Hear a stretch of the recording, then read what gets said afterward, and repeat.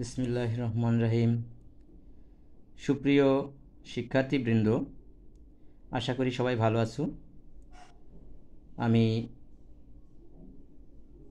পরবর্তী ভিডিও হিসাবে আজকে তোমাদের সামনে একটা টপিকস নিয়ে এসেছি, সেটা হলো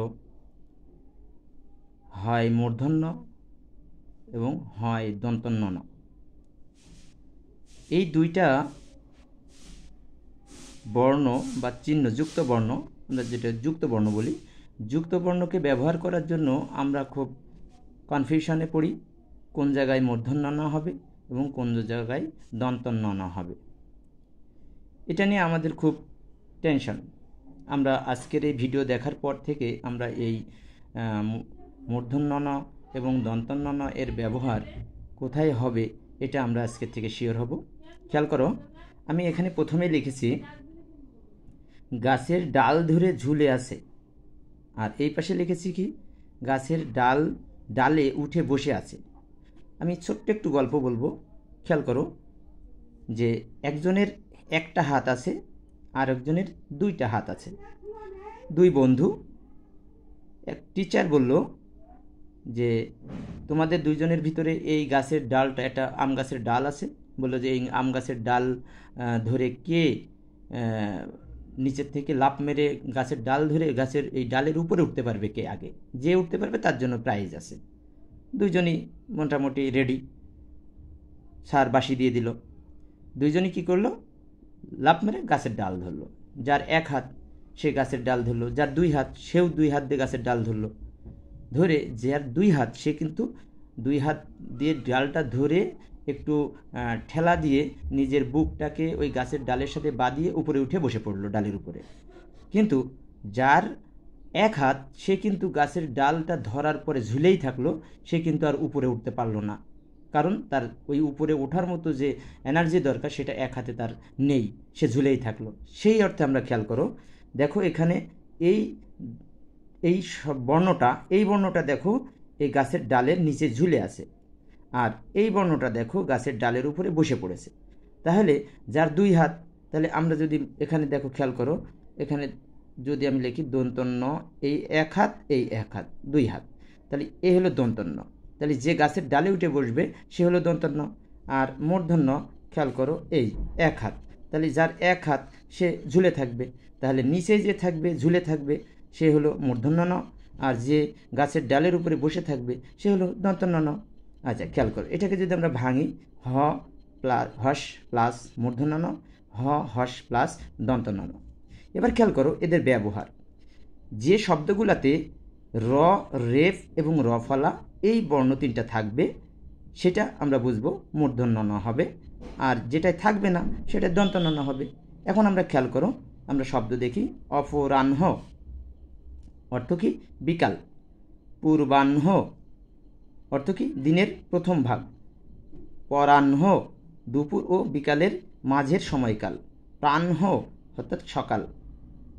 খেয়াল করো এই অপরাহ্ন, এ দেখো এখানে র আছে, এই শব্দের ভিতরে কি আছে, র আছে, তাহলে মূর্ধন্য হবে। এখানে দেখো রেপ আছে, এখানে মূর্ধন্য ন হবে। এখানে র আছে, এখানে দেখো মূর্ধন্য ন হবে। এখানে র ফলা আছে, এখানে মূর্ধন্য ন হবে। তাহলে দেখো যে শব্দগুলোতে আমাদের র, রেপ এবং র ফলা থাকবে সেই শব্দগুলোতেই শুধুমাত্র আমরা মূর্ধন্য ন বসাবো, আর যে শব্দগুলোতে দেখো ওই র, রেপ এবং র ফলা নেই সেইগুলো হচ্ছে দন্তন্য হবে। দেখো চিহ্ন, এখানে ওই বর্ণগুলো নেই। সায়াহ্ন শব্দের অর্থ হচ্ছে সন্ধ্যাকাল, এখানেও ওই তিনটা বর্ণ নেই। মূর্ধান্য এখানেও কিন্তু ওই বর্ণ নেই, অর্থাৎ দুপুর। বন্যী শব্দের অর্থ আগুন, এখানেও দেখো এই তিনটা বর্ণের কোনো তিনটা নেই, একটাও নেই। অহ্ন শব্দের অর্থ দিন, দিনের তিনটা ভাগ আছে, সেই তিনটা ভাগের প্রত্যেকটা ভাগে এখানে অহ্ন, দেখো প্রত্যেকটার সাথে এই অহ্ন শব্দটা যুক্ত হয়েছে। অপরাহ্ন, তারপরে পূর্বাহ্ন, তার মানে তিনটা ভাগ, এই তিনটা ভাগের শেষ বর্ণ হচ্ছে এই শব্দ হচ্ছে এখানে অহ্ন, অর্থাৎ দিন, অর্থাৎ দিনকে তিনটা ভাগে ভাগ করলে যা হয় সেটা। এবার হচ্ছে আহ্নিক, দেখো প্রত্যেকটাই কিন্তু কোনো যাই এই র, রেফ, র ফলা কোনোটা নেই। সেই অর্থে দেখো আমি নিশ্চিন্তে এখন থেকে আমরা খেয়াল করব যে যে বর্ণ শব্দগুলোতে র রেফ র ফলা থাকবে সেই জায়গায় আমরা দিব মূর্ধন্য ন, আর যেখানে নেই সেই জায়গায় দিব আমরা দন্তন্য ন। আর একটা জিনিস আমরা খেয়াল করি, সবাই প্রথমেই খেয়াল করেছি যে যেটা ঝুলে থাকবে সেটা মূর্ধন্য ন, কারণ ওর এক হাত দিয়ে ডালে ওঠা সম্ভব না। আর দন্তন্য ন, 2 হাত খুব ইজিলি কিন্তু সে ডালের উপরে উঠে পড়বে, তার মানে যে পেটে থাকবে বা ডালের উপরে বসে থাকবে সেটা দন্তন্য ন। আশা করি সবাই বুঝেছো। আরেকটা বিষয় খেয়াল করো, অপরাহ্ন, এখানে একটা উচ্চারণের ব্যাপার আছে। অ পয়কারে পো, রয়াকারে রা, দন্তন্য হস, তারপরে হো, অপরাহ্ন। ঠিক আছে। আবার কোনো কোনো জায়গায় এখানে দেখা যায় যে অপ রয়াকার দন্তন্য হস, কারণ উচ্চারণে কখনোই মূর্ধন্য যায় না। তারপরে দন্তন্য হস হো, এরকমও আমরা কোনো কোনো ডিকশনারিতে দেখে থাকি। তাহলে 2 রকমই যদি তোমার সামনে আসে, তাহলে এই প্রত্যেকটারই উচ্চারণ কিন্তু এরকমই হবে। দন্তন্য আগে উচ্চারণ হবে, তারপরে হোটা পরে উচ্চারণ হবে। ওকে, আশা করি তোমরা সবাই বুঝেছো। তারপরেও যদি কোনো অবুঝ থাকো বা বুঝতে অসুবিধা হয়, তাহলে অবশ্যই তোমরা কমেন্টসে তোমরা জানাবে, আমি অবশ্যই উত্তর দেওয়ার চেষ্টা করব। এবং পরবর্তী ভিডিও খুব দ্রুতই আবার দিব, এই গ্রামারের বা বাংলা ব্যাকরণের অন্য একটা টপিকস নিয়ে খুব দ্রুতই আবার আমি আরেকটা ভিডিও ছাড়বো। তোমরা সেই ভিডিওর জন্য অপেক্ষা করো। আশা করি সবাই সেই অপেক্ষায় থাকবে এবং ভালোভাবে পড়াশোনা করবে, পড়ার কোনো বিকল্প নেই। ঠিক আছে। আরেকটা মেসেজ হচ্ছে, তোমরা একাডেমিক পড়ার বাইরেও একটু সাহিত্য পাঠ করবে, যেটা একাডেমিক পড়ার বাইরে।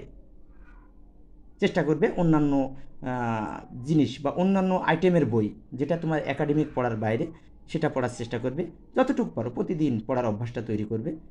ওকে, আশা করি সবাই তোমাদের পরবর্তী দিন ভালো থাকুক, সুস্থ থাকুক, এই আশা ব্যক্ত রেখে আমি শেষ করছি। ধন্যবাদ সবাইকে।